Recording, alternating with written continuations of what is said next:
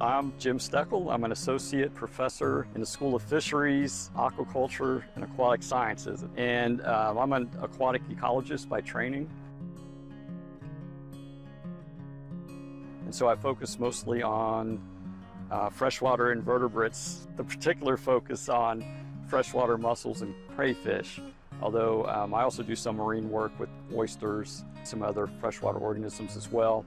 And I primarily focus on conservation ecology of freshwater organisms. For example, I do a lot of work with just environmental tolerances and what species need to remain healthy, but those are part of that overall ecosystem. That species is not existing just by itself in isolation from anything else.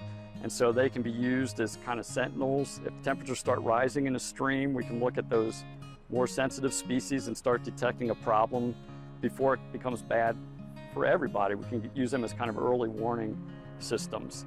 And then also, just by studying these different organisms and how they interrelate to each other, we can get really good information on not only the effects of these pollutants on the animals, but like in the case of mussels, the effects that they have, because they're filter feeders, are constantly filtering compounds out of the water, what effect they might have on nutrients or other pollutants coming downstream, and how they might actually have a beneficial role and help clean our water by maintaining these healthy ecosystems. I'd say, number one, you're very lucky actually to live in Alabama, because we have the highest freshwater biodiversity in the world, particularly of freshwater mussels and crayfish. The southeastern U.S. has the highest biodiversity in the world of crayfish, and amongst those states, Alabama has the highest diversity with, getting on close to 100 species. And then freshwater mussels are a similar story. So there are about 300 species in North America, and in Alabama we have about 180 species. So you might think that this is a great place for them to live, which used to be true, but now more than 50% of those species are under some kind of threat. And so that's one of the things that I study, is trying to identify what those threats are. If you have a big flood or a drought event or a lot of erosion, that will destroy their home. So that's a big issue as well. Pollution is another problem.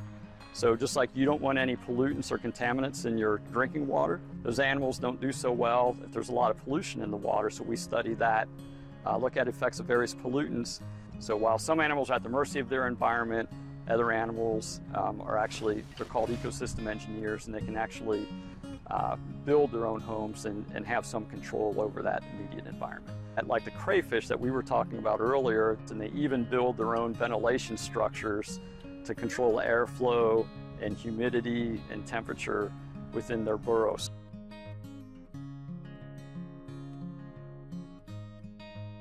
Usually the first question I get is, can you eat them? So the first thing they think is maybe I'm just raising them for people to eat, which is not necessarily the case. Another aspect is, like we discussed before, where they think my primary work is just with these really rare, threatened and endangered species. And although I do that, and a lot of my work focuses on more common species, because I think it's really important to try to understand what they need and how to keep these populations healthy before they go down that path and becoming threatened or even extinct in the worst case scenario.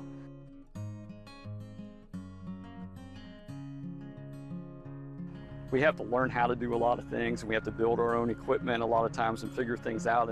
But I like that. I get really bored if I'm just doing the same thing over and over. And then also just learning new things. So my training is in ecology, but now I'm learning a lot about physiology, which has been really interesting.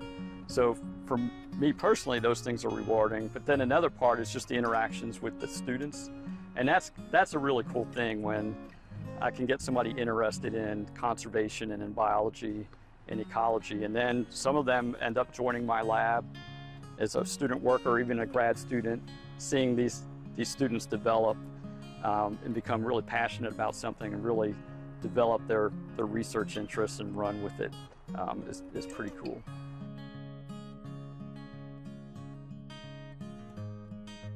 That advice would be to get as much experience as you can. So especially as an undergrad, so what really helped me was working with some professors that were interested in research, and there's a lot of opportunities, especially at Auburn, but volunteer to help out with research. Like, I'm always looking for volunteers, other labs are always looking for volunteers. And then if you do that and you get that good experience and you decide you want to pursue an academic career like I did, then that gives you a real leg up when you start applying to grad school because you've already got that experience.